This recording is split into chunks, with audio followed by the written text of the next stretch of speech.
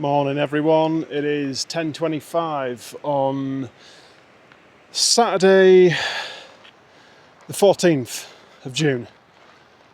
That was Onion Valley Campground, just got dropped off again by a trail angel. Got the bus from Bishop to Independence and then from Independence up here to Onion Valley Campground to Trail Angel. Got Amelia with me again. Been in town a little longer than expected because Amelia went to see a doctor about a foot and she's ended up getting a steroid injection into her ankle. And the day she got that and then the day after she could hardly walk at all. So been waiting for that to heal up and rest. So with it being the weekend, this is a popular day hiking area and backpacking area. There's a lot of cars in the car park at the trailhead. A lot of hikers getting back on, a lot of hikers getting off. Busy place. And it is also a very big old climb back up to the trail.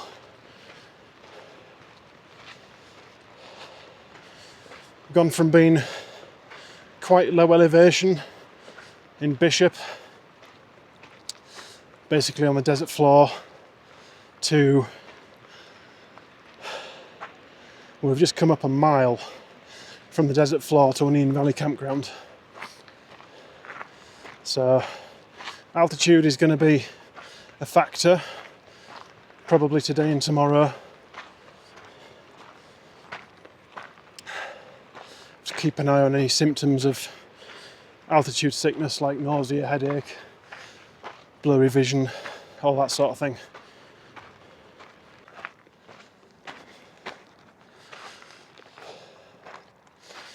So it's about 12 noon and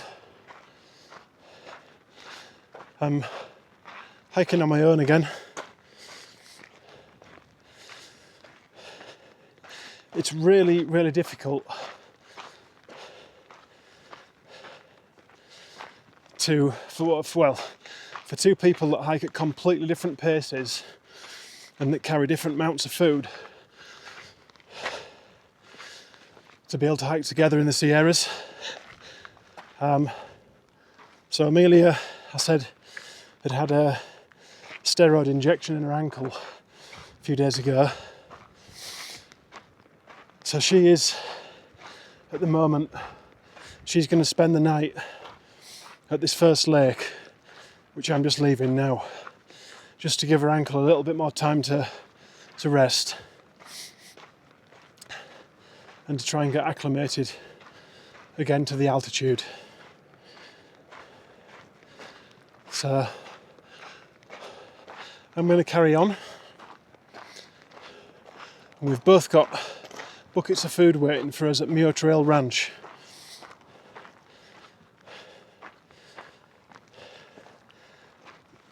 So we've said, if we don't see each other before then, we'll see each other around Muir Trail Ranch.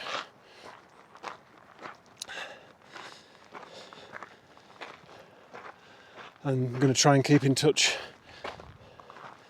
via Garmin messaging, via my mobile phone whenever I have signal, if I have signal. So a little like last time, but more of an understanding this time and less of a misunderstanding. If you ask anyone though, Kearsarge Pass, this one is an absolute monster of a climb back to the trail. There's not really a good way to avoid it.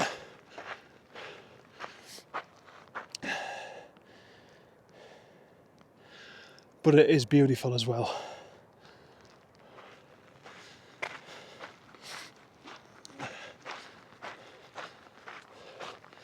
So I'm not going to film a great deal going up here because I filmed a lot on day 58 coming down. So if you want to see Kearsarge Pass, have a look at the video for day 58. Because there won't be a huge amount of footage on this one. Well, this has been nowhere near as bad as I was imagining it was going to be. I really thought this just dragged and dragged. But you can, excuse me, you can see right in the centre of the shot there, the little white notch where the snow is. That is Kearsarge Pass, that's the top. I'm literally like less than a quarter of a mile from it. But just before I went up, I just want to show you the awesome wispy clouds in the blue sky. They're really cool. And I didn't notice this before. I don't think I was paying a great deal of attention on the way down, but obviously there's this beautiful frozen lake down here. But I'm just going to zoom you in on these rock formations on the other side, because they're just really, really interesting to me. Quite cool textures and patterns. Especially in this centre section here, where it's all kind of weathered and broken off. Just really, really strange patterns.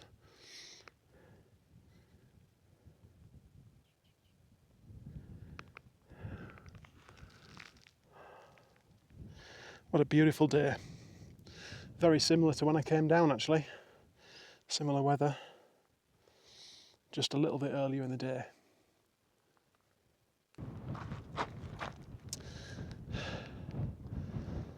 As you can see, it's pretty spectacular today. So onwards to find the camp spots.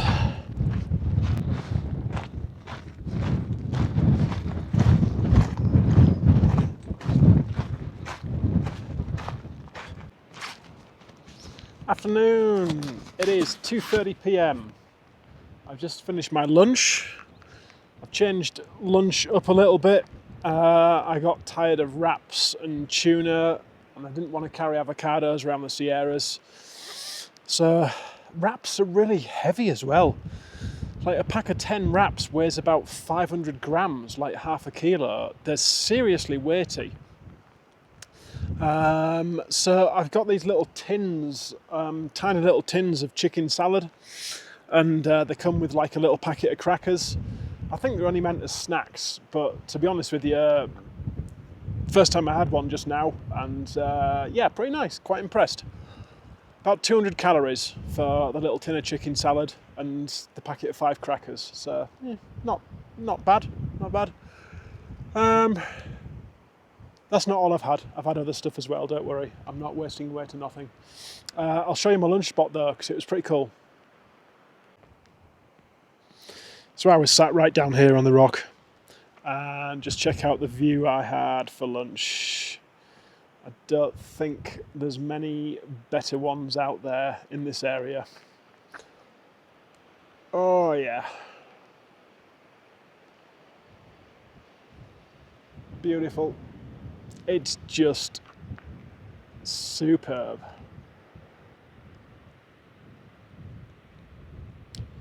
So there's a lot of people getting back on trail today, and there's not a great deal of miles to do to the next kind of major obstacle, which is Glen Pass, I believe. In fact, I think I'm only 3 or 4 miles away from it now, and I'm not even on the PCT. So what I'm going to do is you may be able to make out the trail, kind of just the flat section of it across here somewhere. I'm going to go back along there, rejoin the PCT, and I'm going to get close to Glen Pass so that I can get up early in the morning and hopefully go up and over that while the snow's still hard. Everybody else today will no doubt have pretty much the same idea. So there's probably going to be a lack of camp spots up there. I don't think there's a great deal anyway. So the sooner I get there and get myself a spot to camp, the better. I've also got rid, for this section, of one of my water bottles. I've been carrying 2 1 litre bottles and a 700 ml bottle all this time, and now I'm just down to 1 1 litre and 1 700 ml. If I need to, I can still carry another 2 litres in my Vector, my Nock Vector bag. So it'll just mean that I'll have to stop a little bit more occasionally, or a little bit more regularly than I was before for water.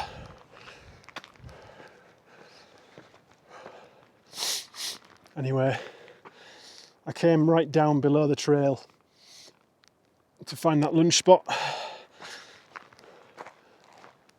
So now, I just need to work my way back up to it.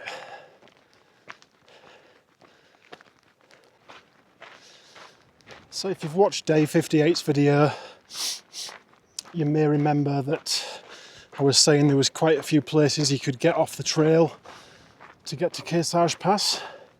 There was the Bullfrog Lake Trail, which I didn't take. And then there was the first exit for Kearsarge Pass, which I did take. And then there was a second exit for Kearsarge Pass.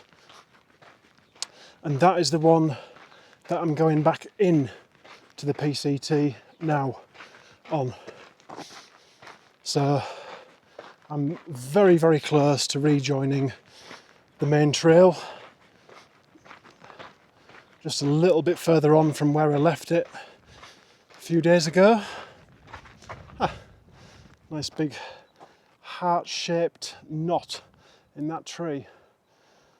Quite cool, or onion-shaped. Maybe more accurate saying onion-shaped than heart-shaped. Still quite cool.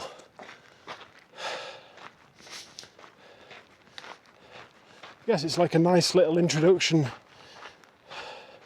Nice little 1/2 or 3/4 days hike back in. Camp below Glen Pass. Quite a few comments are saying that getting up Glen Pass isn't too bad. It's going down the other side because it's very steep and there's still quite a lot of snow apparently. Or there was for the last comment that was on the app. Anyway, I have no doubt there's going to be a bunch of people there all ready and waiting to go over in the morning. Some might even attempt it this afternoon or this evening, just don't know. But this section, I've got to admit, there's tenting opportunities everywhere, much like the last one actually. A lot of them unofficial and unmarked, but you can tell a lot have been used before. I think this should be it. Yeah, there's the sign there.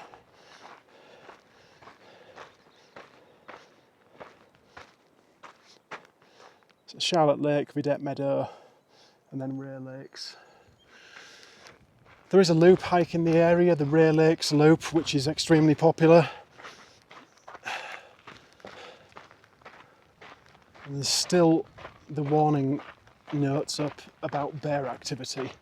And one hiker I spoke to on the bus this morning, in the Trail Angels car this morning, coming up to the trailhead, she'd seen a bear when she was exiting down Kearsarge Pass. So they are around. You just got to keep your eyes open and your food locked up. So that's the direction I've just come from. Well, that's the direction I've just come from. I've just looked at the app and I've got 1 mile to go until a little stream that's pretty much right directly before Glen Pass. On the app it's saying, there's a few comments saying that there's a few tent spots dotted around in the area near the stream. So that's what I'm going to aim for. Just try and get another mile and find somewhere to camp. It's going to be somewhere up here. So I carry on going up this, and I think it turns round to the right, the trail. I might be wrong, but you can see some of the scenery here is just as superb as it has been. So whilst we were in town, I was obviously busy doing videos quite a lot of the time. I had 8 to edit from scratch and then upload. And they were taking, once again, an absolute age to upload. One of them took nearly 12 hours to upload. That's how bad the Wi-Fi was. But Amelia had rented a car so that she could get herself to an urgent care clinic because, don't worry, she's okay. She was having a lot of pain in her ankle and she wanted to get an x-ray on it. So she was worried she'd fractured it or broken it, but no fractures or breaks. I will let her tell you the story at some point, but the point is she'd rented a car, and one day we ended up having a ride up to Yosemite National Park. We picked a couple of hitchhikers up there, and really strangely enough, I don't know if you remember me saying, when I was around the Forest Pass area, there was what I thought was a father and son who were having a few difficulties with elevation. Well, they were the 2 hikers we picked up at the entrance to Yosemite. Couldn't believe it. When I saw them, I wasn't quite sure. And then when I saw their hats, that kind of cemented it. And they said, similar thing, they said they weren't quite sure, but as soon as I opened my mouth, they recognised my voice. And we all had a good laugh about it. So yeah, they'd got down safely, they were okay, and we dropped them off back at their car that was parked in Yosemite. So that was nice. So whilst in Yosemite, we went to Tenaya Lake, which was quite picturesque. And then we also had a hike up to May Lake. If anyone's been up there, you'll know how pretty it is. The road up to the trailhead itself was closed, so we had to park right on the main road in the little parking lot there and walk up. I think it was something like maybe 8 or 9 miles total round trip, but it was beautiful. We did make a snowman at the lake. There was still a bit of snow hanging around, so it was a nice day. And then we stopped in, after a little drive around Yosemite afterwards to see a few of the sights, we stopped in Lee Vining for something to eat on the way back. So a little side trip and a little taster of what's to come in Yosemite. And I'll tell you something, I can't wait to get up there with a video camera, because if you guys haven't seen it, you're going to absolutely love it. Good afternoon, everyone. It's probably about 3:30, I'd a guess. As you can see, I'm finished for the day. Nice early finish for me. It's going to be a very short video today, which will make up for some of the longer ones that have been put up recently. I'm on the shore of a little lake, and I'm 0.9 miles from the summit of Glen Pass. So that's going to be my task in the morning, to get up early and get up and over Glen Pass. I thought I'd just show you this little site before anyone else arrived. There's going to be a lot of people turning up, I think, this afternoon and this evening, and there's not many camp spots. So you can see where I've got my tent pitched there. There's maybe space for another one here, And then there's another flat spot behind that tree there where you could fit a tent as well. I guess there may be a couple others lurking somewhere in these rocks. You can see these big rocks on the cliffside. But this is my first, I think, kind of official... Sorry, the tent's pitched really badly as well. Just don't take any notice of that. It's going to be fine to sleep in tonight. It's not going to be too bad weather up here. But look at my view. That's what I'm going to be looking at from when I'm laid inside the tent. It's beautiful. Nice emerald green water in the... I'm not going to call it a lake, I'm going to call it a pond. I don't know when one becomes the other, but just have a listen.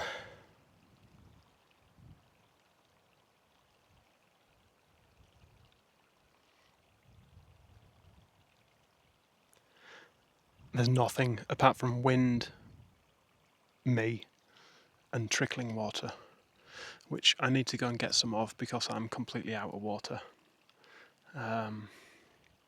But it's pretty nice, isn't it? I might even have a little dunk of the feet in there this evening or this afternoon.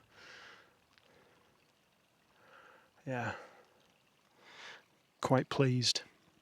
From what I've seen on the app as well, once I get over Glen Pass. Excuse me. Oh, sorry about that.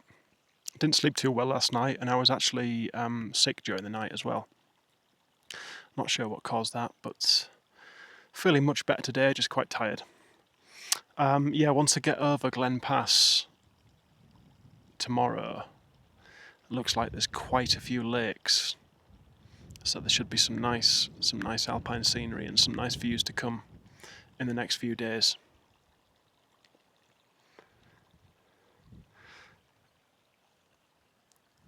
But it's been just what the doctor ordered today, this nice little kind of, what would it be, 8 or 9 mile trip, maybe not even that, to this camp spot, and then a decent chance to rest up overnight, get a good early start in the morning while the snow's still hard.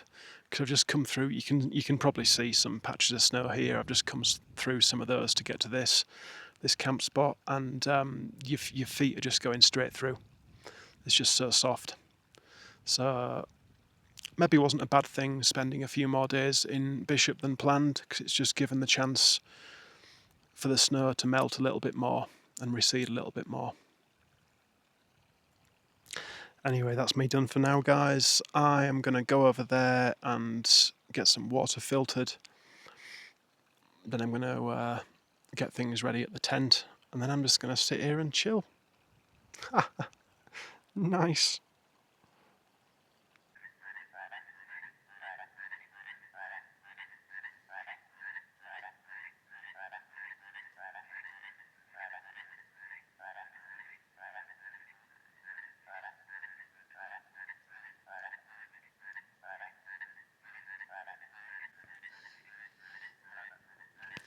So I've just been snoozing in the tent. I'm just woken up to this. It's actually really loud. I don't know how many there are. I can't see any. But there's definitely a few of the little croakers around.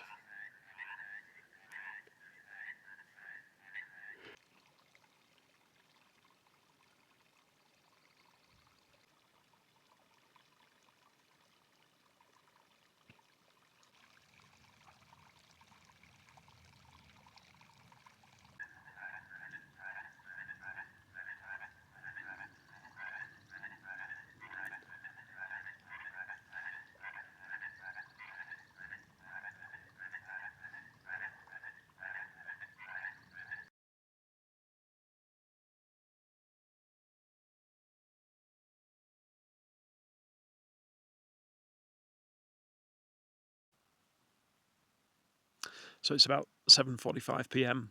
and I'm camped at mile 791.4, about 0.9 miles below Glen Pass.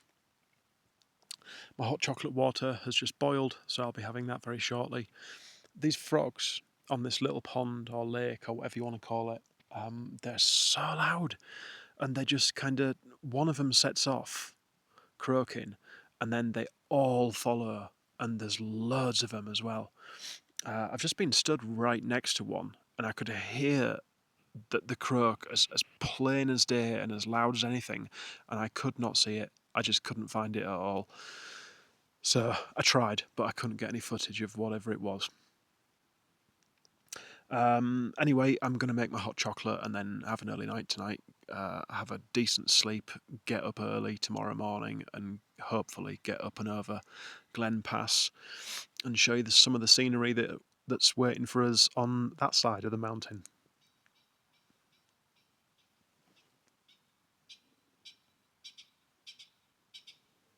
There's some funny birds making noises now as well.